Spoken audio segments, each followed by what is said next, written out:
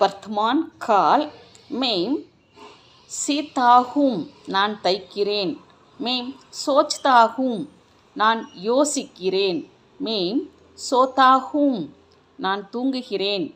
மெய்ம் சீக்தாகும் நான் கற்கிறேன். மெய்ம் சிக்காத்தாகும் நான் கற்பிக்கிறேன். மெய்ம் ஹஸ்தாகும் நான் சிரிக்கிறேன்.